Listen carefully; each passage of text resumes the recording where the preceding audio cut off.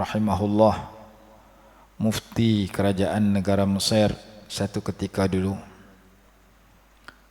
Tajuk kitab ini Ar-Rifqu bil Hayawani fi Dinil Islam, bersifat belas kasihan kepada binatang menurut pandangan Islam. Saya beli di Mesir sebelum Covid itu. Covid bulan 3, saya pergi Mesir bulan 12. Di antara kitab yang saya dapat masa tu, kitab tajuk yang kita bicarakan sekarang. Dalam kitab ni disebut tentang apa yang saya sebutkan hari itu, iaitu ada 10 jenis binatang menurut pendapat sebahagian ulama tafsir masuk syurga. Dalam ni dia kata waqad rawa ba'du a'immatil hadis, telah menceritakan, meriwayatkan oleh sebahagian ulama hadis. Lalu dia sebut di antara kitab yang menyebut demikian ialah Tafsir Ruhul Bayan fi Tafsiril Quran. Pada mentafsirkan ayat 1, 2, 3 surah An-Nahli. Summa awhayna ilaika an ittabi' millata Ibrahim hanifan wa ma kana minal musyrikin.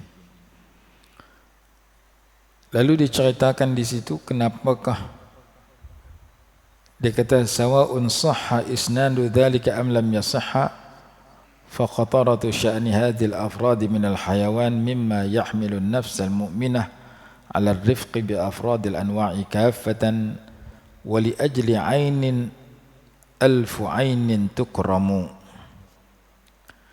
Dia kata disebab sama ada kisah ini benar atau salah, sanadnya sahih ataupun tidak sahih, yang penting ini kisah menceritakan tentang anugerah Allah kepada binatang-binatang tertentu, walaupun dia hanya sekadar binatang.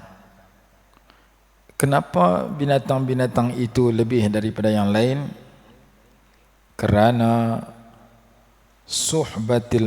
suhbatiha lil akhyari was sulaha, kerana ia mendampingi orang-orang baik, orang-orang saleh. ففي المتابعة وصحبة الأخيار والصلحاء شرف وسعادة عظمى. Pentahqiq kitab ini menyatakan pada mengikut, mendampingi orang-orang yang baik, orang-orang yang saleh, ada kemuliaan dan kebahagiaan yang besar. Dalam tafsir Al-Jalalain ketika menceritakan dan tafsirkan ayat dalam suratul Kahfi, dikatakan anjing itu disebut dalam Quran. Wa thaminuha kalbun, yang ke-8 tu anjing. Anjing pun disebut dalam Quran kerana dia mendampingi as-salihin, orang-orang yang saleh, iaitu ashabul kahfi. Kalau binatang mendampingi orang baik dapat manfaat, apalagi kita manusia mendampingi orang baik, lebih-lebih lagi dapat manfaat dekat kita. Jadi kisah unta Buraq yang mendampingi dan membawa Nabi besar Muhammad SAW dalam Isra' dan Mi'raj. Kisah unta Nabi Saleh, unta naqatallahi wa suqyaha. Kisah Ijlu Ibrahim, lembu, lanak lembu Nabi Ibrahim, Ijlin Hanidh, yang dijamu kepada tetamu. Kabshu Ismail, kibah yang ditukar dengan Nabi Ismail alaihissalatu wassalam. Wa fadainahu bidhibhin azim, dalam Quran sebut semikian. Hudhud, burung hudhud yang mendampingi Nabi Sulaiman alaihissalam. Begitu juga semut, ratu semut yang mendampingi Nabi Sulaiman alaihissalam. Begitu juga ikan yang mendampingi Nabi Yunus alaihissalam, sehingga Nabi Yunus baca dalam perut ikan itu, la ilaha illa anta subhanaka inni kuntu minadh dhalimin. himar Kaldai yang mendampingi Uzair, anjing Ashabul Kahfi, Baqarah Bani Israel, lembu betina dalam surah Al-Baqarah. Jadi disebutkan di bawah tajuk karamatu ba'dil hayawan. Jadi binatang ini apabila mendampingi orang baik dapat manfaat, maka sekarang ini kalau kita orang baik, binatang duduk dekat kita, sudah tentu kita tak memudaratkan dia. Kucing duduk rumah kita tak buat baik, tak kacau kita. Ayam tak kacau kita. Kita sentuh, kita bagi jaga bergaul dia dengan elok. Akan tetapi sekiranya yang duduk dekat kita itu binatang yang bawa mudarat, bukan dekat binatang, orang pun kalau bawa mudarat, maka sudah tentu kita ambil tindakan. Kita baca dalam Quran tak Ustaz, wa jazaa'u sayyi'atin sayyi'atun misluha dalam surah Asy-Syura. Dan balasan kepada kejahatan satu kejahatan, iaitu satu kejahatan juga seumpamanya. Kita ada jiran kita rajin menyakiti kita.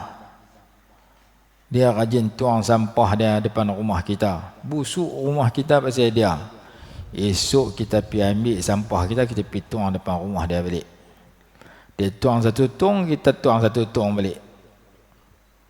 Jangan dia tuang satu tong, kita tuang dua tong. Membalas satu kejahatan dia dengan sebab sama seperti kejahatan dia itu dibenarkan oleh syarak. Dalam ayat lain Allah berfirman, "Faman i'tada 'alaikum fa'tadu 'alaihi bimisli ma 'atada 'alaikum." Barang siapa yang buat zalim, buat naya kat kamu, maka hendaklah kamu balas seperti dia buat naya kat kamu. Dia kutuk kita sepatah, kita kutuk dia sepatah. Jangan dia kutuk kita sepatah, kita kutuk dia dua patah. Dia buat jahat kat kita, kita boleh balas balik. Tetapi yang lebih baik itu, dia buat jahat kat kita, kita tak balas. Dia mengeluarkan kata-kata yang buruk, kita diam, tak jawab. Atau kalau kita jawab yang lebih baik, itu lebih tinggi dia punya darjat. Dia kutuk kita, kita tahu kata dia kata kita sengap. Walaupun dalam hati kita pun berontak nak balas balik. Sebab kalau kita jawab, kita kurang ajar macam dia juga. Dia kata, hang ni macam kera kat kita. Kita kata, hang macam beruk. Sama satu seorang sepatah. Hang ni macam kera, hang ni macam boya. Hang kata kat aku kera, aku kata kat hang boya. Mana seorang sepatah. Jangan dia kata, hang ni macam kera. Kita balas, hang ni macam boya, bewak, kera. 3 patah kita balas kat dia. Lebih pada dia kata kat kita. Dia kata kat kita tu benda tak betul. Kita balas balik benda menyakitkan hati kita, kita balas balik sepatah. Hang kata kat aku tak betul sepatah, aku balas balik sepatah. Jangan hang kata aku sepatah, aku balas 2 patah. Lebih pula dah. Jadi, faman i'tada 'alaikum, siapa yang buat jahat kat kamu, melampaui batas, buat zalim kat kamu, fa'tadu 'alaihi, maka hendaklah kamu balas kat dia bimisli, seperti yang dia buat naya kat kamu. Itu satu ayat.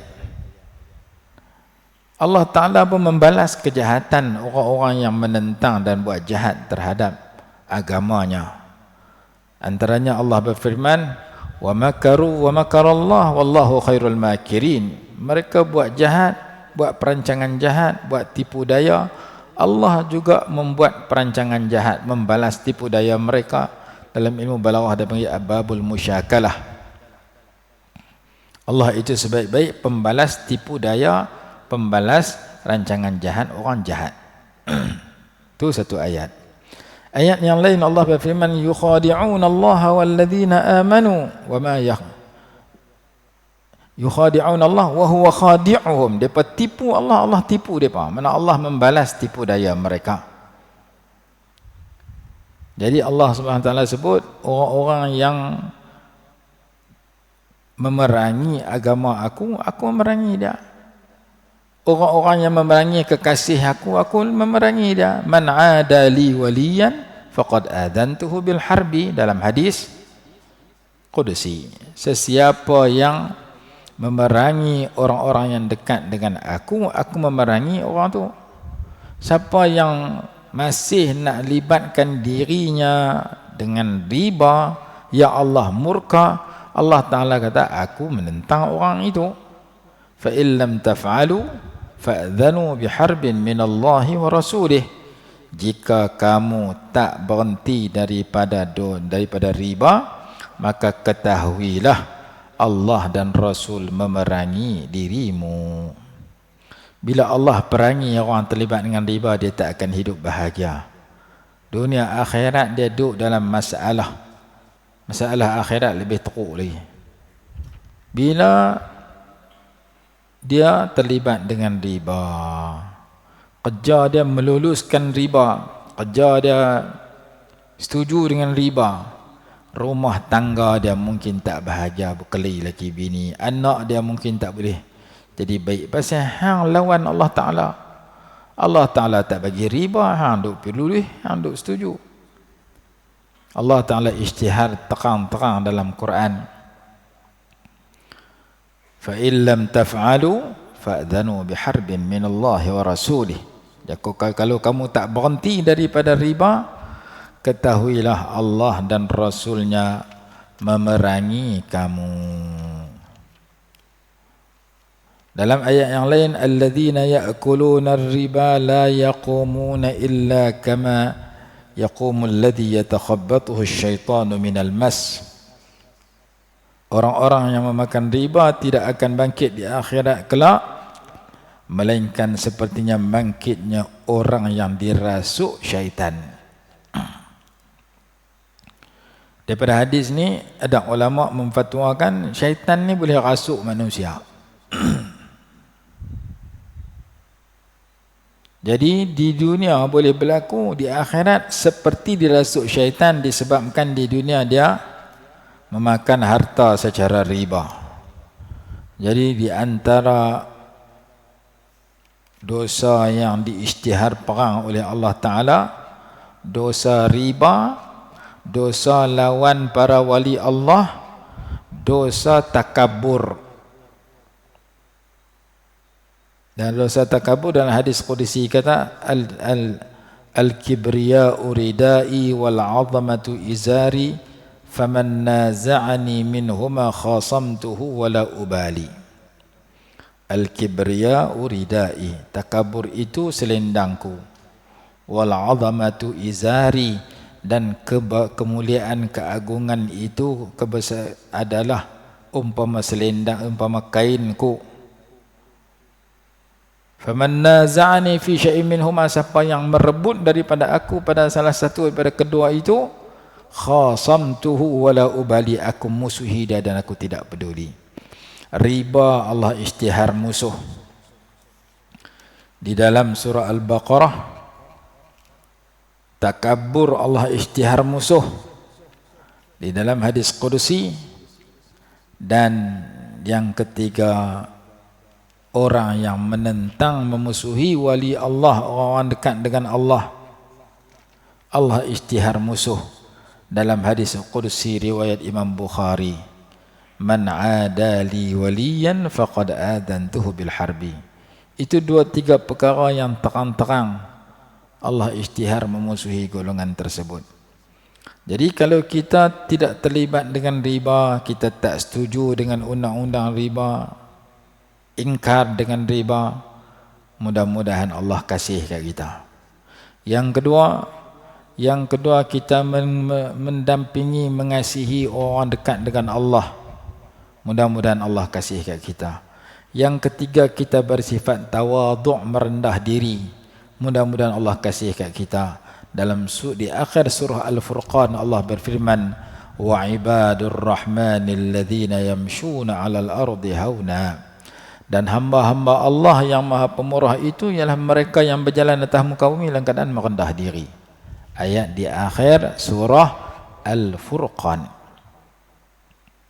Sambung sambungan ayat menyatakan wa idza khatabahumul jahiluna qalu salama. Apabila orang-orang yang kurang sopan bercakap dengan mereka, mereka berkata sesuatu yang selamat, sesuatu yang baik.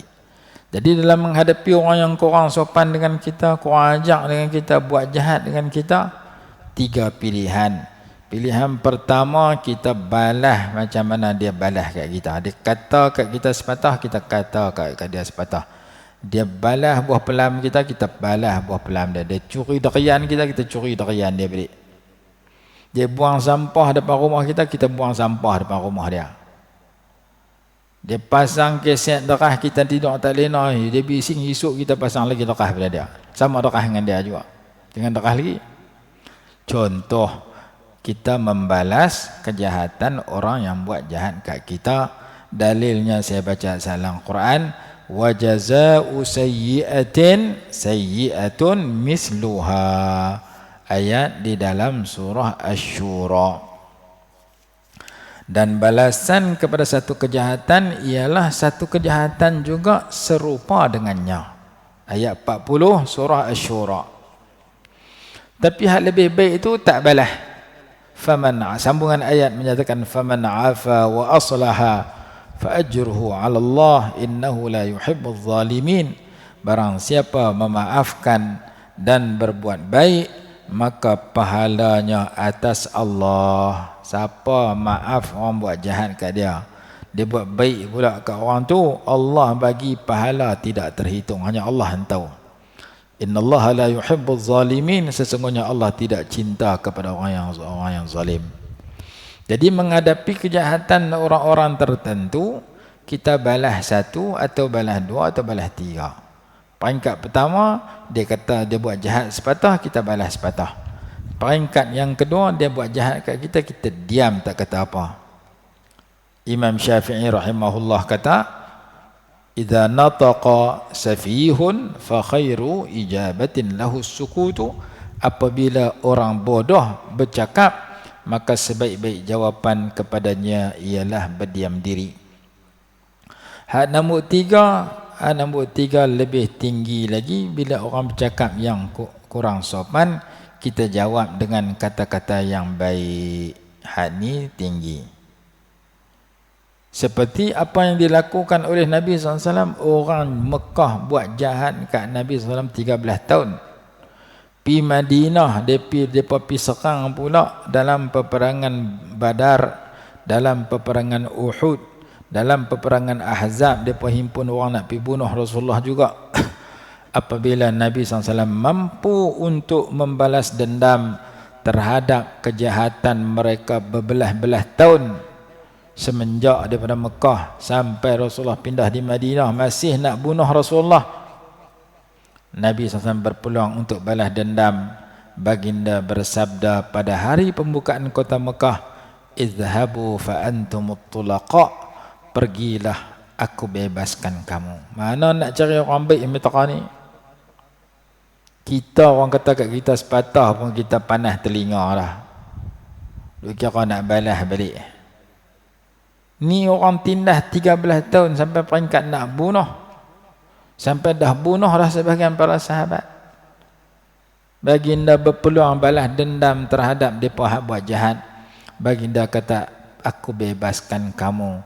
Menyebabkan mereka melihat begitu indah, begitu baiknya Nabi SAW, sehingga mereka terpikat nak masuk Islam. Hak ni tinggi kita nak buat payah. Seorang lagi lelaki masa Rasulullah tawaf keliling Kaabah, dia bawa pisau simpan di Islam. Dalam hati dia, hari pembukaan kota Mekah, ada ruang aku nak tikam. Tapi Rasulullah tanya, kenapa tawaf dekat saya? Saya nak dekat Rasulullah, nak ikut Rasulullah. Rasulullah kata, dalam hati kamu nak bunuh aku kan? Allah bagi wahyu, Rasulullah tahu habaq, dia terkejut. Maka Rasulullah habaq, dia terkejut dengan Rasulullah tahu benar dalam hati dia. Rasulullah tak tangan atas dada dia baca doa. Lalu dia kata sebelum ni dia paling benci kat Rasulullah, bertukar jadi paling kasih kat Rasulullah. Dia nak bunuh, bertukar jadi nak masuk Islam pula. Rasulullah tahu dia nak bunuh, patut Rasulullah bunuh awal. Seorang pengarah filem yang buat filem menghina Nabi Muhammad SAW, bila filem itu tersebar seluruh dunia, umat Islam tunjuk perasaan kata dunia. Orang putih tu daripada mana, Denmark ke mana tu, maka dia heran.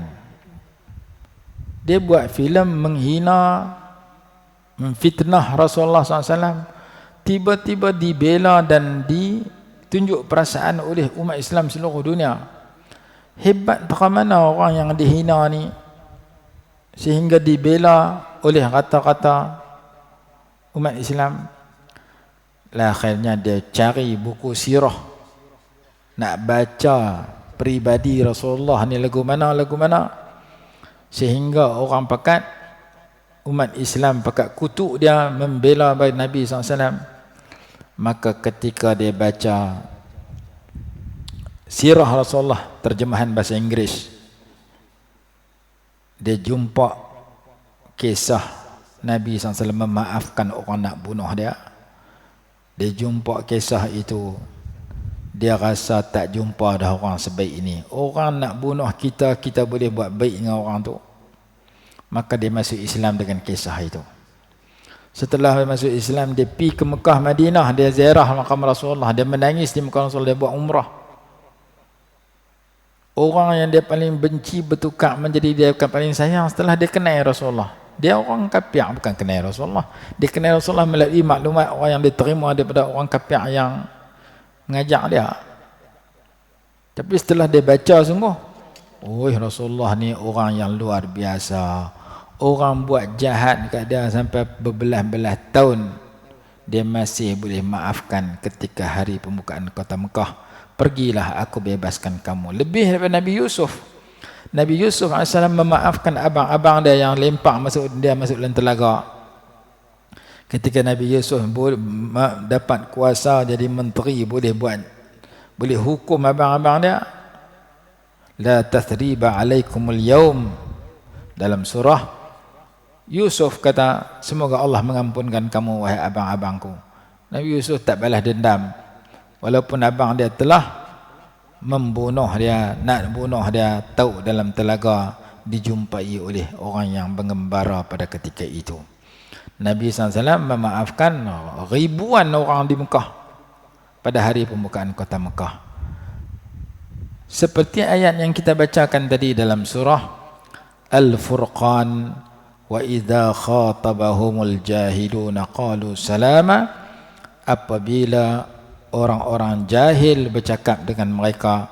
Syekh Abdul Halim Mahmud rahimahullah dalam kitabnya Fatwa Al-Imam Abdul Halim Mahmud menyatakan al-jahilun di sini dengan arti as-sufaha, orang-orang yang bodoh, orang-orang yang kurang ajar, yang kutuk depa dengan bahasa yang kurang ajar, depa jawab dengan kata-kata yang selamat, kata-kata yang baik. Depa kata kamu sesat, kamu buat benda syirik, kamu buat tawasul, tawasul tu syirik. Depa jawab tawasul tak syirik, dalil dia sekian. Ada orang Arab baru ni saya tengok depa hantar dalam YouTube, dia kutuk Habib Ali Al-Jufri. Dia kata Habib Ali Al-Jufri kata boleh buat tawasul dengan orang mati yang Rasulullah tak nak buat. Padahal hadis yang kita pelajari disebutkan Nabi SAW ketika nak mengemumikan emak kepada Sayyidina Ali karramallahu wajhah, nama dia Fatimah binti Asad, sebelum nak masuk kubur, memasukkan mayat, baginda berdoa kepada Allah agar Allah ampunkan Sayyidah Fatimah dengan berkat diri baginda dan dengan berkat para nabi sebelum baginda. Itu tawassul bil mauta, dengan orang mati, para nabi yang telah wafat di zaman yang dilakukan oleh Nabi SAW. Ini dalil dikatakan boleh tawassul dengan orang mati yang baik-baik. At-tawassul bi mautas salihin, bertawassul dengan orang yang telah mati yang baik-baik. Karena Nabi SAW berdoa, Allahumma ghfir li ummi Fatimah bihaqqi wa haqqil anbiya'i min qabli. Ya Allah, ampunkanlah dosa mak aku, mak angkat, mak menakan, mak angkat yang bela Rasulullah, isteri kepada Abu Talib, nama dia Fatimah binti Asad.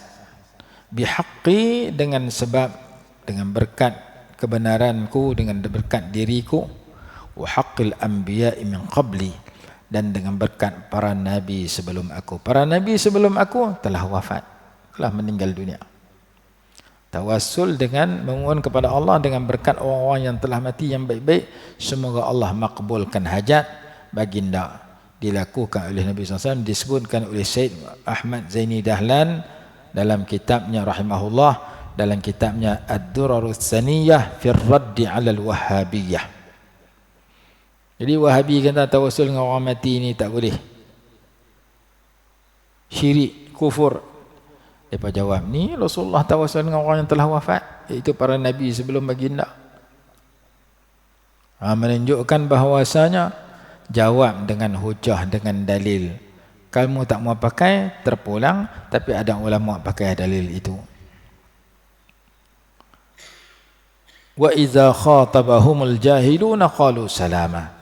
Apabila orang-orang jahil bercakap dengan mereka, mereka berkata salama, kata-kata yang selamat, kata-kata yang baik. Jadi itu ayat menceritakan tentang bagaimana kita berhadapan dengan orang buat jahat kat kita.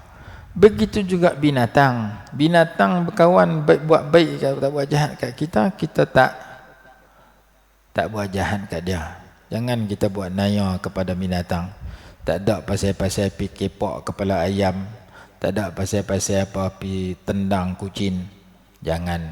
Kerana syarak mengajar ar-rahmatu bil hayawan. Nabi SAW mengajar kita dituntut bersifat belas kasihan, bukan dekat kepada orang, bahkan kepada binatang. Dalam mentafsirkan ayat yang berbunyi wa ma arsalnaka illa rahmatan lil alamin, ayat dalam suratul anbiya, tidak kami utuskan engkau melainkan rahmat kepada seluruh alam. Maka rahmat itu merangkumi orang mukmin, merangkumi kepada binatang, merangkumi orang mukmin, orang kafir, orang munafik. Kata dalam kitab Al-Insanul Kamil karangan Sayyid Muhammad bin Alawi Al-Maliki rahimahullah, rahmat merangkumi orang kafir, iaitu azab Allah tidak diturun secara 100% kepada orang kafir sebagaimana orang kafir zaman dulu. Zaman dulu orang kafir lawan nabi-nabi mereka, Allah turunkan azab mati 100%. Zaman Nabi Nuh Allah datangkan banjir, semua orang kafir mati. Kaum Ad, kaum Samud, begitu juga. Kaum Nabi Lut, begitu juga. Dalam istilah dia panggil azab istisal, siksa secara menghapuskan 100%.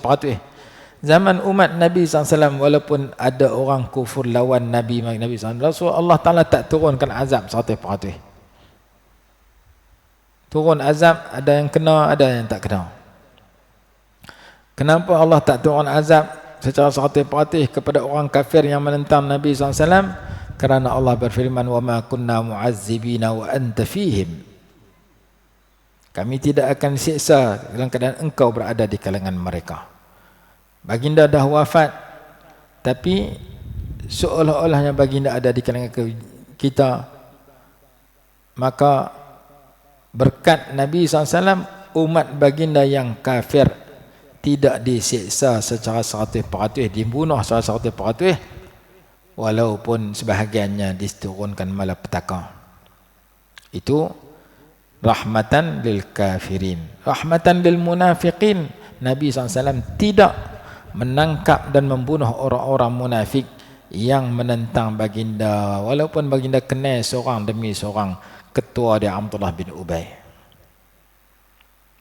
Apalagi rahmat kepada orang beriman, lebih-lebih lagi, karena Allah Ta'ala sendiri memilih orang beriman untuk dirahmati, lebih-lebih lagi di akhirat.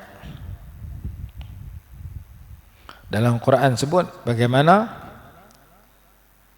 Wa kana bil mu'minina rahima. Allah itu Maha penyayang kepada orang beriman. Bukan dekat Allah penyayang kepada orang beriman, Nabi SAW juga penyayang kepada orang beriman di akhir surah At-Taubah. Laqad ja'akum rasulun min anfusikum azizun 'alaihi ma 'anittum harisun 'alaikum bil mu'minina rahima. Bil mu'minin, baginda itu terhadap orang beriman itu rahim, penyayang. Allah Maha penyayang kepada orang beriman, Nabi SAW amat penyayang kepada orang beriman, dan Nabi SAW suruh kita penyayang kepada orang beriman. Irhamu man fil ardi yarhamkum man fis sama'. Ruhama'u bainahum. Muhammadur Rasulullah walladzina ma'ahu asyidda'u 'alal kuffar ruhama'u bainahum. Orang yang bersama Rasulullah itu bersifat ruhama'u bainahum, penyayang sesama orang beriman. Kepada orang kafir asyidda, bersifat tegas. Kepada orang beriman penyayang. Dalam ayat 54 surah Al-Maidah, adzillatin 'alal mu'minin a'izzatin 'alal kafirin. Merendah diri kepada orang beriman, meninggi diri tegas ke atas orang kafir. Jadi sifat rahmah ini ada kepada Nabi SAW, dan kita dituntut bersifat belas kasihan.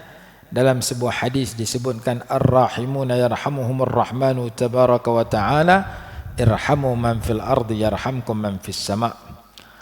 Orang yang bersifat belas kasihan itu bakal dikasihi, adalah dikasihi oleh Allah yang Maha Pemurah. Kasihanilah mereka yang di bumi, nescaya kamu akan dikasihani oleh para malaikat di langit. Jadi kita kesian kepada manusia atas muka bumi, kita kesian kepada binatang atas muka bumi, Allah kesian kat kita. Tawaran hadis sedemikian. Kesianlah kat dia tu kapiak, tak beriman, maka kita cari jalan supaya dia beriman. Macam mana nak ajak dia beriman? Berdakwah, ajak dia masuk Islam. Ajak dengan kata-kata, ajak dengan kelakuan, ajak dengan doa. Ajak dengan kata-kata, mungkin kita tak kerti nak abang kat dia. Kita ajak dengan kelakuan, kita bergaul dia dengan kelakuan Islam. Tanya, ada kadang-kadang kita duk muamalah dengan Cina-Cina tertentu, tanya dia telefon COVID ni sihat ke tak. Dia pun heran, orang Melayu ni tanya aku COVID sihat ke tak. Kita tanya kerana ambil berat tentang diri dia, ambil tahu tentang berita. Kemarin saya telefon seorang Cina tu, macam mana? Halo, dia kata, Haji kenapa telefon saya? Ada saja nak tanya sihat ke tak ni COVID ni. Oh, boleh cakap dia sihat lah, dia kata. Dia syok kita duk tanya dia sepatah. Padahal saya tanya nak putus stik apa benda tu. Jadi kita muamalah dengan orang kafir ada dua cara, ajak dia masuk Islam dengan kata-kata jom kita masuk Islam, atau kita muamalah dengan orang kafir dengan kita berdakwah cara hal, cara kelaku. Tepi rumah kita ada Cina, ada Hindu, kita beli dapat durian musangking, lah ni musim durian, kita bagi kat dia semua. Dia pun suka kat kita pasal aku agama lain, dia agama lain, tapi dia dapat berah, dia bagi kat aku ketika aku memerlukan. Aku sendiri tak perlu makanan, tapi sumbangan dia tu memikat hati aku. Ahsin ilan nasi tasta'bid qulubahum. Buat baiklah kepada manusia, nescaya kamu akan menjadikan hati mereka hamba kepada kamu.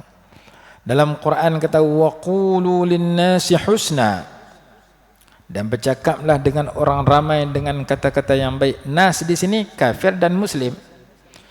Quran tak kata waqulu lil mu'min, waqulu lil kafir, waqulu lil qurba. Cakap baik dengan orang mukmin saja, cakap baik dengan orang muslim saja, cakap baik dengan adik-beradik saja baik, dengan jiran saja baik. Tak, qulu lin nas, bercakap baiklah dengan semua manusia, dengan orang ramai.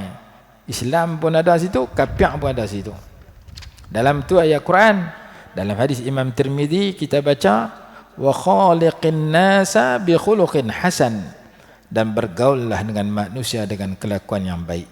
Jadi perkataan manusia situ masuk orang yang mukmin, masuk orang kafir, masuk orang musyrik, masuk orang Islam, orang kafir.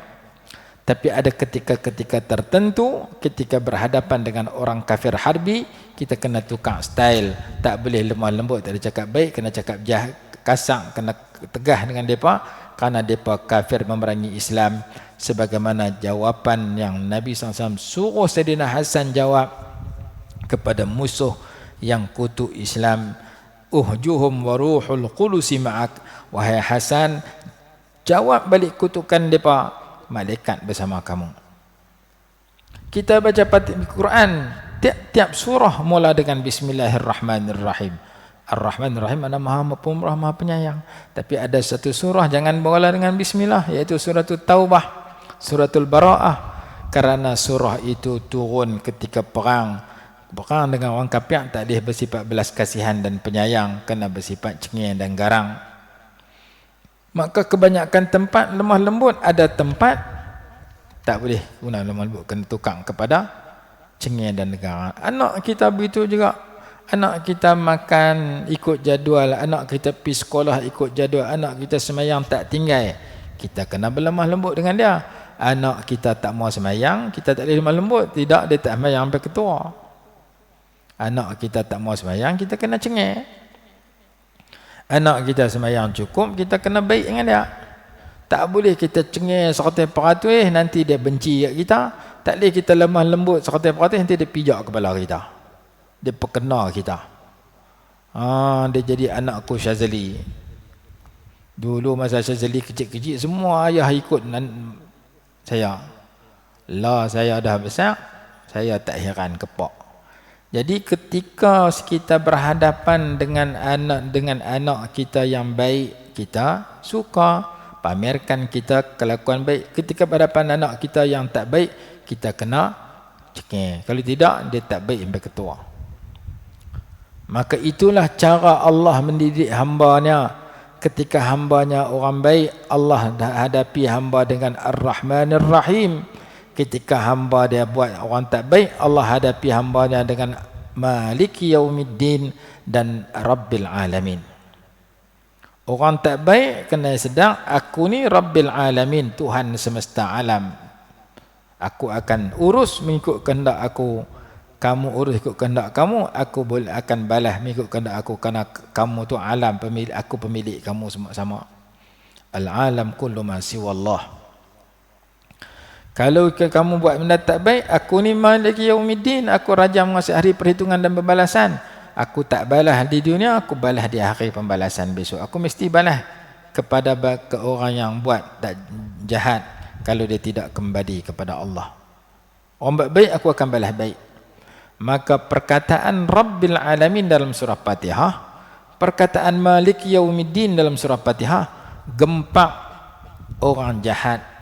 Amaran kepada orang jahat, jangan terus menerus duduk dalam kejahatan, jangan terlibat dengan dosa maksiat, benda tak elok, kerana aku boleh balas la, kerana aku Rabbil Alamin, aku berkuasa mentadbir seluruh alam, aku boleh balas kepada kamu sekelip mata sekarang ini. Kalau la aku tak balas, kamu akan jumpa satu masa lagi, nama dia Yaumiddin, hari perhitungan dan pembalasan, aku balas masa tu. Tak balas mesti balas. Aku tak biar satu kebaikan mesti melainkan aku balas kebaikan. Aku tak biar satu kejahatan walaupun kecil melainkan aku balas kejahatan. Dalilnya Allah berfirman, faman ya'mal misqala dzarratin khairan yarah wa man ya'mal misqala dzarratin syarran yarah. Allah Taala tegah dalam Quran.